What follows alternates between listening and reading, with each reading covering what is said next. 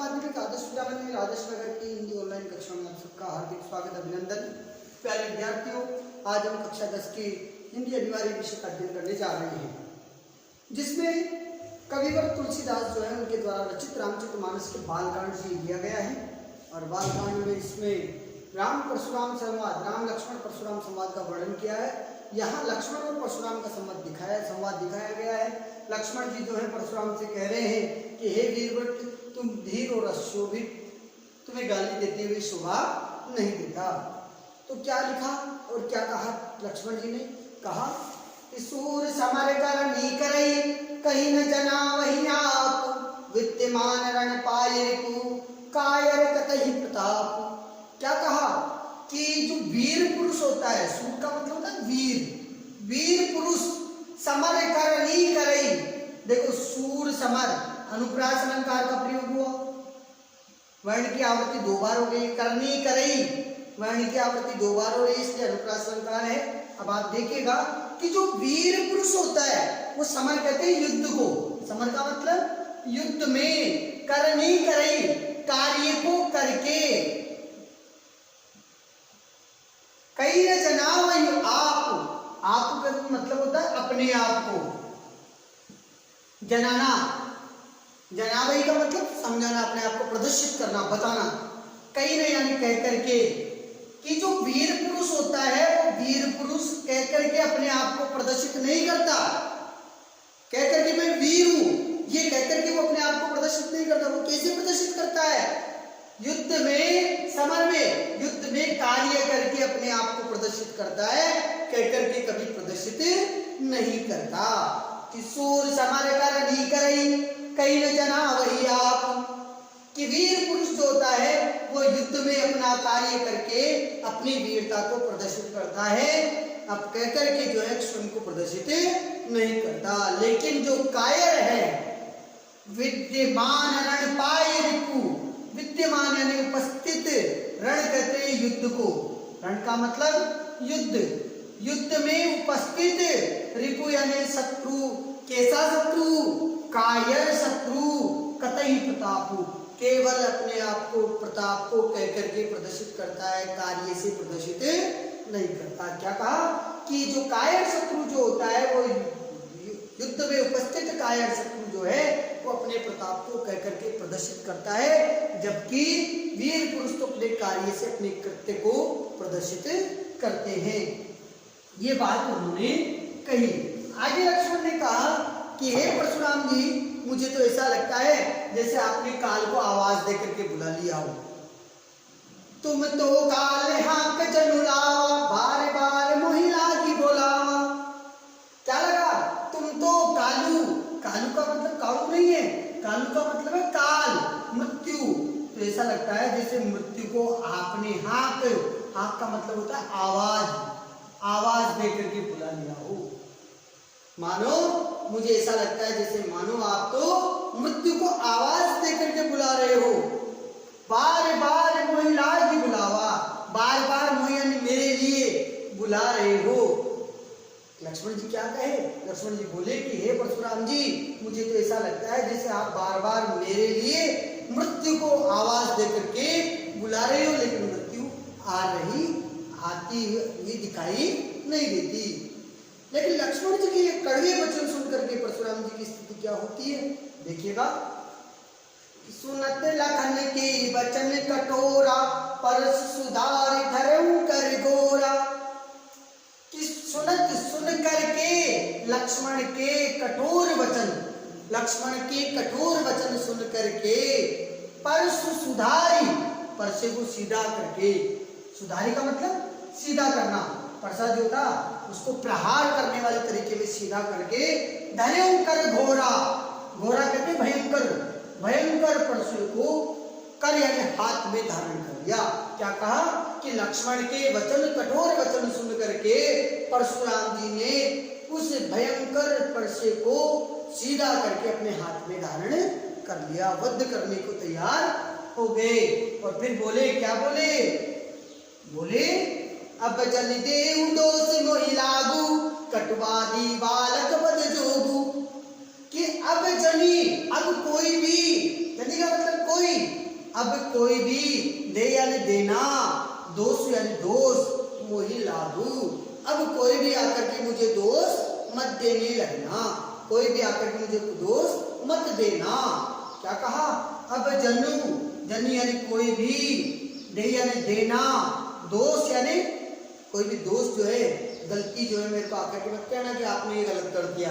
कि अब जन को दे दोष मोहिला, अब कोई भी आकर के मुझे दोष मत देना। कटुवादी, कड़वा बोलने वाला, कटुवादी का मतलब कड़वा बोलने वाला। बालकु, बालक, वध जोगु, वध के योग्य, मारने योग्य। क्या लिखा? मारने योग्य है। ये जो बालक है वो मारने योग्य, कड़वा बोलता है, कठोर बोलता है, इसलिए बालक वध के योग्य है। बाल बिलो की बहुत में बाचा, अब यहूं मरनिहार बासाचा। क्या कहा? बाल बिलो की, बालक समझ करके, मैंने कहा बालक है, नन्हा मुन्ना बालक है। बालक बिलो की यानी जान करके, समझ करके। बिलो की का मतलब समझना या जानना। बाल बिलो के बहुत में बाचा, बहुत, बाचा यानी बचाया, बालक समझ करके मैंने इसे बहुत बचाया, बालक जान करके मैंने इसे बहुत बचाया। अब यहू, अब यह मरनिहार, मरने योग्य, भाषा, वास्तविकता में क्या है? मरने योग्य है। कि ये तो वास्तविकता में मरने योग्य है। मैंने बालक जान करके इसे बहुत बचाया, लेकिन वास्तविकता में ये तो मरने योग्य है। ये बात परशुराम जी ने कही। आगे क्या कहा? आगे कहा कौशिक कहा क्षमे अपराधु, बाल दोष गुण गुणे न साधु। क्या लिखा? कौशिक कहा। कौशिक कौन है? परशुराम नहीं है, लक्ष्मण नहीं है, कौशिक है विश्वामित्र। विश्वामित्र ने बोलते हुए कहा क्षमीय अपराध, परशुराम जी को कहा। कौशिक कहा क्षमीय अपराध। विश्वामित्र परशुराम जी से कहने लगे, विश्वामित्र ने परशुराम जी से कहा अपराधी को क्षमीय, क्षमा करें। क्षमीय का मतलब क्षमा, अपराधी को क्षमा करे। क्यों करे? बालक तो कटुवादी है, कड़वा बोलता है, वध के योग्य है। और उन्होंने कहा कि मैंने बहुत बालक समझ करके लिखा है पंक्ति में। परशुराम जी कह रहे बाल बिलो की बहुत में बाचा, अब यह मरनिहार बासाचा। बालक जान करके मैंने इसको बहुत बचाया, अब तो ये मरने के योग्य है। अब इसको मार करके मैं जमीदोष कर दूंगा, लेटा दूंगा, ये तो मरने के योग्य क्या है? तो विश्वामित्र ने बड़े प्रेम के साथ भगवान परशुराम जी से कहा, क्या कहा? अपराधी को क्षमा कीजिए। क्यों कीजिए? कि बाल दोष गुण गणे न साधु। जो साधु होता है, जो संत होता है, वो संत जो है बालक के दोष के और गुणों की गणना नहीं करते। क्या कहा? कि जो संत है, जो साधु है, जो साधु है, जो संत है, वो बालक के दोष और गुण की गणना नहीं किया करते। वो उनके गुण दोष को देखा नहीं करते। बालक तो बालक होता है, ईश्वर तो बालक तो ईश्वर का रूप होता है। और संत जो होता है, जो साधु जो होता है, वो बाल और दोष के गुणों की गणना नहीं करते। फिर आगे क्या लिखा? आगे लिखा परशुराम जी बोलने लगे। क्या बोले? कर कुठार में अकुरन कोही, आगे अपराधी गुरुद्रोही, उत्तर देत छोड़े बिनु मारे, केवल कौशिक सील तुम्हारे। क्या कहा?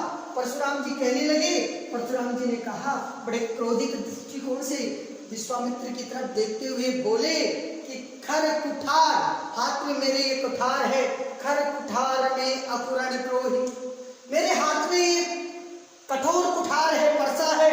मैं दयाहीन, दया मुझे नहीं आती है, मैं दयाहीन, अकरुणा वाला, करुणाहीन, क्रोधी, कोई का मतलब होता है क्रोधी। मैं, परशुराम जी स्वयं के लिए कह रहे कि खर कुठार में अकुरण कोही, हाथ में कुठार है, परसा है, मैं दयाहीन, क्रोधी, और आगे मेरे सामने खड़ा है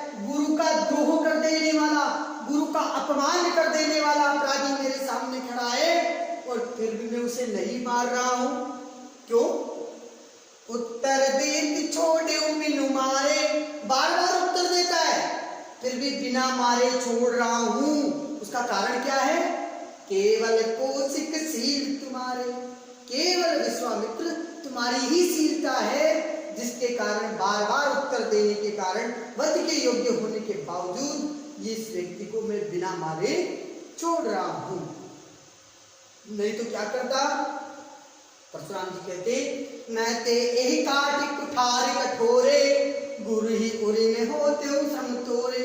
वरना अभी मैं कुठार से काट करके न ते यही इसी को, नहीं तो इसी को काटी यानी काट करके कुठार से, कठोरे यानी भयंकर भयंकर परसे से इसी को काट करके गुरु ही उऋण, गुरु के ऋण से होते हो श्रम तोरे, मुक्त हो जाता। गुरु के ऋण से, गुरु ऋण जो है हमारे यहाँ पितृ ऋण, मातृ ऋण और गुरु ऋण, 3 ऋण होते हैं। तो बोला कि माता और पिता के ऋण से जो है वो तो मुक्त हो ही चुके थे। आगे वाले अंतर में आपको लक्ष्मण जी के संवाद में पता चलेगा। बोला गुरु ही ऋण होते श्रम तोरे, गुरु के ऋण से भी मैं मुक्त हो जाता। ऐसा परशुराम जी ने कहा कि मेरे हाथ में जो है ये कुठार है, मुझे दया नहीं आती है, मैं कभी को क्रोधी हूँ और सामने गुरु का अपमान करने वाला मेरे गुरु कौन है? शिव है। शिव गुरु जो है परशुराम के शिव है, शिव का अपमान करने वाला भी मेरे सामने खड़ा है। उत्तर देते हुए मैं उसे बिना मारे छोड़ रहा हूँ। तो इसका कारण है कि हे कौशिक, तुम्हारी ही शीलता है कि मैं ऐसा करके भी छोड़ रहा हूँ, नहीं तो मैं इसे भी अपनी कठोर कुठार से काट करके गुरु के ऋण से भी मुक्त हो जाता। और जब ऐसी बात परशुराम जी ने कही तो मन ही मन जो गादीसुन है, गादी के पुत्र जो है विश्वामित्र, गादीसुन विश्वामित्र जो है वो मन ही मन मुस्कुराने लगे। बोला जो मुनि है ना, उन्होंने आज तक जितनों को भी मारा है ना, वो इनसे ज्यादा बलशाली नहीं थे। अभी इनके सामने ये पता नहीं है कि ये गन्ने से बनी हुई खांड है या लोहे का बना हुआ खांडा, यानी कठोर है। लक्ष्मण जी तो पराक्रमी पुरुष है। तो क्या कहा? गादिसुनु कह हृदय हसी, मुनि हरि अरे सूझ, अय मैं कांड न ऊक मैं, अजौ न बूझी अबूझ। क्या कहा? गादिसुनु कह हृदय हसी, गादी के पुत्र विश्वामित्र जी जो है ये सुन करके हृदय में हंसने लगे कि मुनि को तो क्या सूझ रहा है, हराई हरा, हरी अरे हराई हरा सूझ रहा है, अपने हित की बात सूझ रही है, केवल अपने अपने मंगल की बात लग रही है कि बहुत अच्छा है, लक्ष्मण को मार देंगे। वो नहीं जानते ये अयमय खांड न ऊक में, ये तो गन्ने से बनी हुई खांड नहीं है, क्या है? लोहे से बना हुआ खांडा है। अयमय कहते लोहे को, अय यानी लोहा, लोहे से बना हुआ खांड, खांडा, तलवार, लोहे खांड। याद देखो श्लेष का प्रयोग किया है, शब्द एक है अर्थ दो है। खांड का मतलब तलवार भी है और खांड का मतलब शक्कर भी है। ऊख में, ऊख कहते गन्ने को, गन्ने से बनी हुई खांड नहीं है, ये तो क्या लोहे से बनी हुई तलवार है।